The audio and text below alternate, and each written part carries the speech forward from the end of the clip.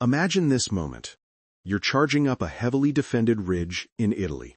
A German rifle grenade explodes against your right arm, nearly severing it completely. Your arm is dangling by strips of flesh. Your hand is still clenched around a live grenade that could explode at any second. Your men rush to help you, but you scream at them to stay back, because if your dying hand relaxes, if that grenade falls, it will kill everyone near you. So you do something that defies human comprehension.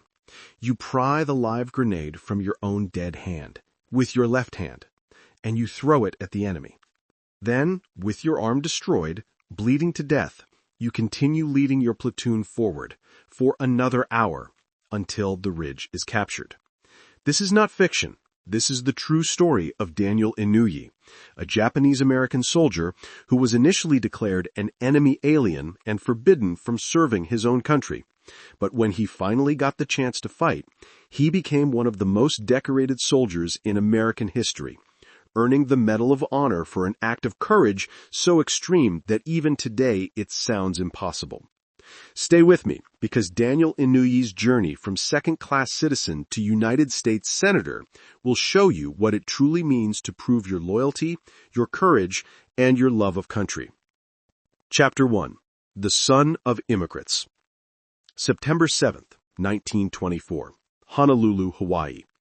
A baby boy named Daniel Ken Inouye was born to Japanese immigrant parents in the Bingham Tract, a predominantly Chinese-American neighborhood in the Mo'olili section of Honolulu. Daniel's father had emigrated from Japan, from a village in Fukuoka Prefecture. His family came from the samurai class, warriors with a proud tradition of service and honor. But in Hawaii, that heritage meant nothing. Daniel's father worked as a file clerk. The family lived modestly, struggling like so many immigrant families to make ends meet. In Hawaii, in the 1920s and 30s, was a melting pot of cultures. Japanese, Chinese, Filipino, Native Hawaiian, and white Americans all lived side by side. But make no mistake, there was a clear hierarchy. White Americans were at the top. Everyone else fought for scraps below them. Daniel grew up speaking both English and Japanese. He attended public schools, worked hard, and dreamed of becoming a doctor, specifically a surgeon. Young Daniel Inouye wanted to heal people, to save lives, to make a difference. He was a good student, disciplined, respectful. He volunteered for the Red Cross as a teenager, working as a medical aide. Daniel's future seemed clear. He would go to medical school. He would become a surgeon. He would help people. Then came December 7th, 1941, the day that changed everything. Sunday morning, December 7th, 1941. 17-year-old Daniel Inouye was at home in Honolulu getting ready for church. He turned on the radio. Suddenly, the music stopped. The disc jockey started screaming, "The Japanese are bombing Pearl Harbor. This is not a drill. The Japanese are attacking." Daniel ran outside. He could see the smoke rising from Pearl Harbor in the distance. He could hear the explosions. He could see Japanese fighter planes with the red rising sun painted on their wings flying low over Honolulu. Daniel didn't hesitate. He grabbed his first aid kit and ran toward the carnage. As a Red Cross volunteer, he was among the first civilians to reach the wounded. For hours, Daniel treated injured sailors and civilians. He saw men with horrific burns, men with limbs blown off, men dying in agony. In that moment, Daniel Inouye witnessed two things that would define the rest of his life. First, he witnessed the horror of war, the blood, the screams, the senseless destruction. Daniel saw what war really was, not some glorious adventure from a movie, but a nightmare of pain and death. Second, and more importantly, Daniel witnessed something that broke his heart. As he moved through the chaos treating the wounded, he heard people screaming at him. Americans, his fellow citizens. They looked at his Japanese face and they screamed, "Jap, traitor, spy." Daniel Inouye had just run toward danger to help save American lives, and Americans were calling him the enemy. That night, as Daniel listened to President Franklin Delano Roosevelt's Day of Infamy speech on the radio, he made a decision. He would prove his loyalty. He would serve his country. He would show everyone that being Japanese didn't make him any less American. But when Daniel tried to enlist, he was rejected. The U.S. military classified all Japanese Americans as enemy aliens, and they were forbidden from serving their own country. The government didn't trust them. Daniel was devastated. He was an American citizen, born in America, raised in America. But because of his ancestry, he was considered the enemy. Here I was, Daniel later said. Though I was a citizen of the United States, I was declared to be an enemy alien, and as a result, not fit to put on the uniform of the United States. That rejection, that humiliation, could have broken Daniel. It could have made him bitter. Instead, it made him more determined. Chapter 3. The Fight to Serve. For over a year, Daniel Inouye and thousands of other Japanese-American young men petitioned the government. They wrote letters. They organized. They demanded the right to serve their country. Meanwhile, on the mainland, over 120,000 Japanese Americans were being rounded up and sent to internment camps. Families were torn apart. Businesses were destroyed. People lost everything simply because of their ancestry. Hawaii had too large a Japanese American population to intern everyone, so most Japanese in Hawaii were spared that particular indignity. But the stigma, the suspicion, the discrimination, that was everywhere. Finally, in 1943, the U.S. military changed its policy. Japanese Americans would be allowed to enlist, but only in segregated units. They would fight together, separated from other American soldiers. It was insulting. It was discriminatory. And Daniel Inouye immediately volunteered. When Daniel told his father he had enlisted, his father looked straight ahead and said something Daniel would never forget. America has been good to us. It has given me 2 jobs. It has given you and your sisters and brothers education. We all love this country. Whatever you do, do not dishonor your country. Remember, never dishonor your family. And if you must give your life, do so with honor. Daniel understood exactly what his father meant. Japanese American soldiers had an extra burden. They weren't just fighting for victory. They were fighting to prove their loyalty, fighting to show that they belonged, fighting for the right to be considered American. Yes, sir, Daniel said. Goodbye. He had no idea if he would ever see his father again. Chapter 4. The 442nd Regimental Combat Team. Daniel Inouye was assigned to the 442nd Regimental Combat Team, a segregated unit composed entirely of Japanese-American soldiers, most of them from Hawaii and from the internment camps on the mainland.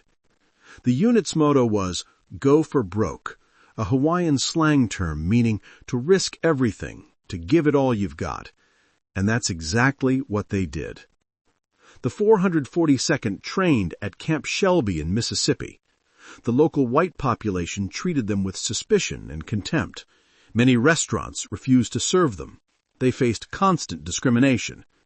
But the men of the 442nd didn't let it break them. They trained harder than anyone else. They pushed themselves to be the best. They had something to prove. Within his first year, Daniel Inouye was promoted to sergeant and assigned as a platoon leader. He excelled. He was a natural leader, calm under pressure, intelligent, brave. In 1944, the 442nd was deployed to Europe, first to Italy, then to France, and from the moment they entered combat, they fought with a ferocity that shocked both their allies and their enemies. In Italy, the 442nd participated in the Rome-Arno campaign, fighting their way through some of the toughest German defensive positions in the country. Daniel Inouye saw combat for the first time. He watched friends die. He learned what it meant to be a soldier. Then came the Vosges Mountains in France. Chapter 5. The Lost Battalion. October 1944. The Vosges Mountains of northeastern France. Dense forests, cold rain, miserable conditions, and brutal combat against entrenched German forces. A battalion of Texas soldiers, about 400 men from the 141st Infantry Regiment, had advanced too far and become surrounded by German forces. They were cut off, trapped, running out of food, ammunition, and medical supplies. The 442nd was ordered to rescue them. It was a nearly impossible mission. The Germans had the high ground. The forest was a nightmare of machine gun nests and artillery positions. But the 442nd attacked anyway. For 5 days, the men of the 442nd fought through hell. They advanced yard by yard, taking horrific casualties. Of the 442nd's I Company, which started with 185 men, only 8 walked out unwounded. K Company began with 186 men, only 17 walked out. The 442nd suffered over 800 casualties to rescue 211 men from the lost battalion. But they did it. They broke through the German lines and saved those Texas soldiers. For his actions in the Vosges Mountains, Sergeant Daniel Ignori was given a battlefield commission to second lieutenant. He had proven himself a leader, a warrior, someone his men could trust with their lives. But Daniel Ignori's greatest test, his defining moment, was still to come. Chapter 6. April 21st, 1945, the day everything changed. April 21st, 1945, northern Italy, near the town of San Terenzo. The war in Europe was almost over. Germany was collapsing. Victory was just weeks away. But the Germans were still fighting, and one of their last defensive lines, the Gothic Line, was a series of heavily fortified positions in the mountains near San Terenzo. Second Lieutenant Daniel Ignori's platoon was tasked with capturing a ridge called Colle Mosatello. This ridge overlooked an important road junction. Whoever controlled that ridge controlled the movement of troops and supplies in the entire region. The Germans knew this. They had turned the ridge into a fortress. Bunkers, machine gun nests, mortar positions, all dug into the rocky terrain with overlapping fields of fire. It was a death trap. On the morning of April 21st, Daniel Ignori led his platoon up that ridge. German machine gun fire and artillery shells rained down on them. Men fell, wounded, killed. But Daniel kept his platoon moving. They used the terrain. They maneuvered. They returned fire. Slowly, painfully, they advanced up the ridge. Finally, they got within 40 yards of the main German position, and that's when they hit a wall. 3 machine gun nests positioned in bunkers and rock formations with crossfire that made it impossible to advance. The platoon was pinned down. If they stayed where they were, they'd be picked off one by one. If they retreated, the ridge would remain in German hands. Daniel Ignori made a decision. He would take out those machine gun nests himself. Chapter 7. 1 man against 3 machine guns. What Daniel Ignori did next sounds like something from a movie, but it's all true. Every detail is documented, witnessed, verified. Daniel crawled forward, alone. While his men provided covering fire, Daniel inched up the treacherous slope, exposed to enemy fire from multiple directions. He got within 5 yards of the first machine gun nest. Then he stood up, pulled the pin on 2 grenades, and hurled them into the bunker. The grenades exploded. The machine gun nest was destroyed. Before the Germans could react, Daniel stood up again and charged the second machine gun position. He opened fire with his Thompson submachine gun, killing the German soldiers inside. 2 down, 1 to go. But now Daniel had been spotted. A German sniper fired. The bullet hit Daniel in the abdomen. Blood soaked through his uniform. The pain was intense. Daniel's men yelled at him to fall back, to get medical treatment, to stop. Daniel refused.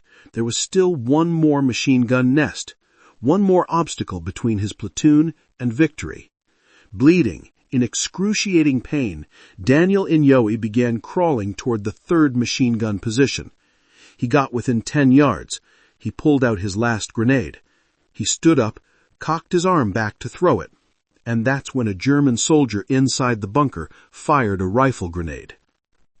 Chapter 8. The moment that defies belief.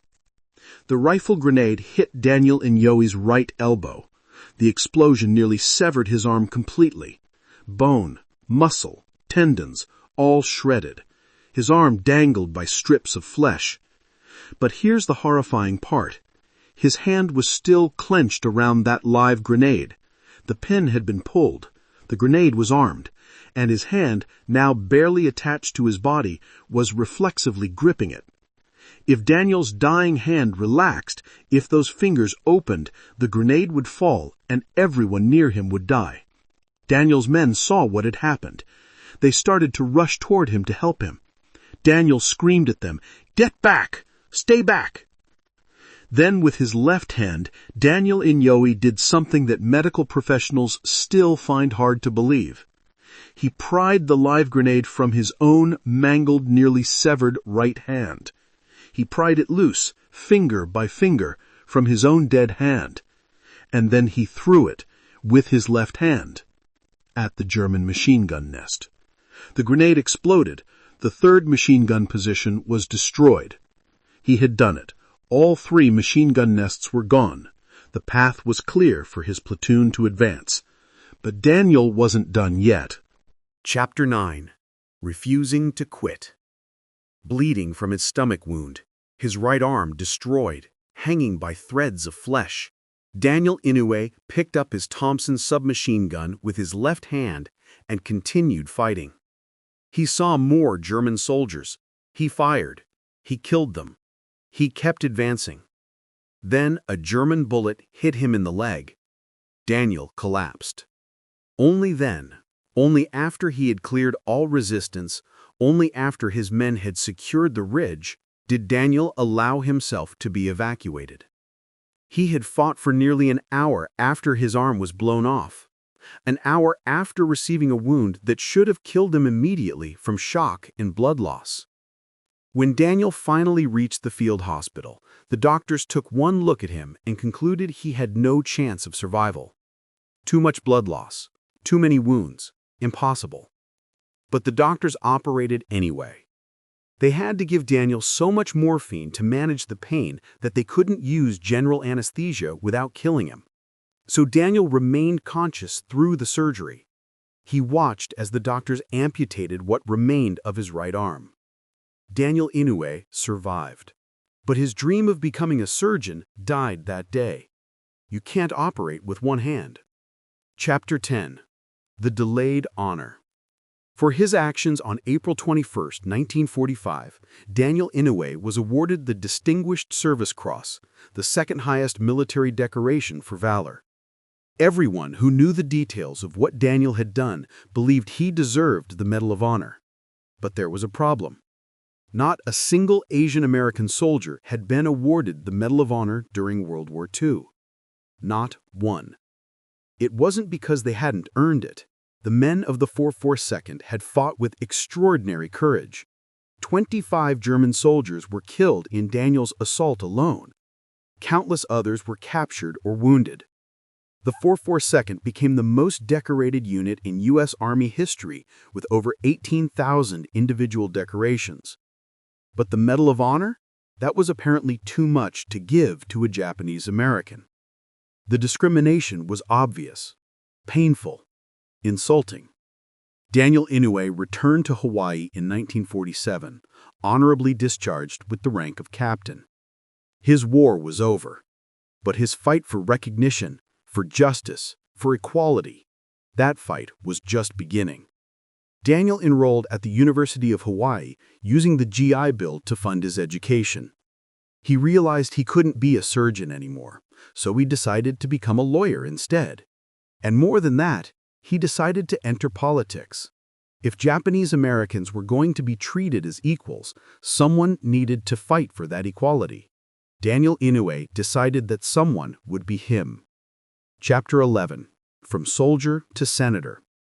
In 1952, Daniel graduated from George Washington Law School. He returned to Hawaii and began his political career. In 1959, Hawaii became the 50th state of the United States, and Daniel Inouye was elected as Hawaii's first representative to the U.S. House of Representatives. He was the first Japanese American to serve in Congress. 3 years later, in 1962, Daniel was elected to the U.S. Senate. He would serve in the Senate for the next 49 years, becoming one of the longest-serving senators in American history. Throughout his career, Daniel fought for civil rights, for veterans' benefits, for Native American rights, for equality and justice. He became one of the most powerful men in Washington, chairing multiple committees, including the powerful Senate Appropriations Committee. But Daniel never forgot where he came from. Never forgot the discrimination he had faced. Never forgot his brothers from the 442nd who had given their lives to prove their loyalty. And Daniel never stopped fighting for recognition of what the 442nd had accomplished. Chapter 12. Justice, 55 years late. In the late 1990s, a comprehensive review was conducted of Asian American servicemen who had been recommended for the Medal of Honor but had received lesser awards instead. The findings were clear. Racism had prevented these men from receiving the recognition they deserved. On June 21, 2000, President Bill Clinton stood in the White House and corrected a 55-year-old injustice. 22 Asian American veterans of World War II, including Senator Daniel Inouye, were awarded the Medal of Honor. Most of them posthumously. Most of them from the 442nd Regimental Combat Team. When President Clinton placed the Medal of Honor around Daniel's neck, Clinton said what everyone had known for decades. These men were heroes. They had always been heroes. It had just taken America 55 years to admit it. Senator Inouye, now 75 years old, accepted the medal with characteristic humility. He said what he had always said. He was just doing his duty. His brothers from the 442nd, the ones who didn't come home, they were the real heroes. Daniel Inouye became one of only a handful of Americans to receive both the Medal of Honor and numerous other high military decorations. Bronze Star, Purple Heart, Distinguished Service Cross, now upgraded to the Medal of Honor. But more than the medals, Daniel had proven something far more important. Chapter 13. The Legacy of Service. December 17, 2012. Walter Reed Medical Center, Washington, D.C. Senator Daniel Inouye died at the age of 88 from respiratory complications. He had served in the U.S. Senate for 49 years. Only one senator in American history, Robert Byrd of West Virginia, had served longer. According to his staff, Daniel's last word was aloha. The tributes poured in from across the political spectrum. President Barack Obama called him a true American hero. Senate leaders from both parties praised him as one of the finest senators in U.S. history. Daniel Inouye was buried with full military honors at the National Memorial Cemetery of the Pacific in Honolulu, Hawaii. Thousands attended his funeral. Veterans, senators, citizens, all coming to pay their respects to a man who had given everything for his country. In 2013, President Obama posthumously awarded Daniel the Presidential Medal of Freedom, the nation's highest civilian honor. In 2019, a U.S. Navy destroyer, the USS Daniel Inouye, was commissioned in his honor. A fitting tribute to a man who had dedicated his entire life to service. Chapter 14. What Daniel Inouye teaches us. So what can we learn from Daniel Inouye? What does his life teach us about courage, about loyalty, about what it means to be American? First, Daniel's story teaches us that patriotism isn't about what you look like or where your ancestors came from. It's about what you believe and what you're willing to sacrifice for those beliefs. Daniel Inouye was called an enemy alien by the country he loved. He was discriminated against, treated as less than. And yet, when given the chance to serve, he didn't hesitate. He proved his loyalty in the most definitive way possible. He bled for it. Second, Daniel's story teaches us about perseverance. Daniel could have given up after losing his arm. He could have become bitter after being denied the Medal of Honor for 55 years. He could have retreated into private life and never looked back. Instead, he spent 49 years in public service. He fought for civil rights. He fought for veterans. He fought for anyone who was treated as less than equal. Third, Daniel's story teaches us that heroism isn't one moment. It's a lifetime of choices. Yes, what Daniel did on April 21st, 1945 was extraordinary. Prying a live grenade from his own severed hand and throwing it at the enemy is the stuff of legend. But Daniel's heroism didn't end that day. His heroism continued for the next 67 years as he served his state and his country with dignity, honor, and unwavering commitment. Closing. Let me take you back to that ridge in Italy. April 21st, 1945. You've just had your arm blown off by a rifle grenade. Your hand is still clenched around a live grenade. Your men are rushing toward you to help you. What do? If you're Daniel Inouye, you scream at your men to stay back. You pry that grenade from your own dead hand, you throw it at the enemy, and then, with one arm and 2 bullet wounds, you keep fighting for another hour. That was Daniel Inouye, a second-class citizen who became a first-class hero, a man who was told he wasn't American enough, who proved his loyalty in blood. Daniel lost his arm fighting for a country that had called him an enemy alien. But he never lost his faith in America, never lost his belief that this country, for all its flaws, was worth defending. And after the war, Daniel spent nearly 5 decades making America live up to its ideals, fighting for equality, fighting for justice, fighting for the promise that all men are created equal. Remember his name, Daniel Ken Inouye, September 7th, 1924 to December 17th, 2012. Second Lieutenant, United States Army. Senator, United States of America. Medal of Honor recipient. American hero. American legend. Remember his father's words. Whatever you do, do not dishonor your country. Remember, never dishonor your family. And if you must give your life, do so with honor. Daniel Inouye honored his country. He honored his family. He honored every single person who has ever worn the uniform of the United States. And his last word, spoken as he lay dying, was aloha. Love, compassion, peace. That was Daniel Inouye, a warrior, a statesman, a hero. Aloha, Senator. Your duty is done, and you did it with honor.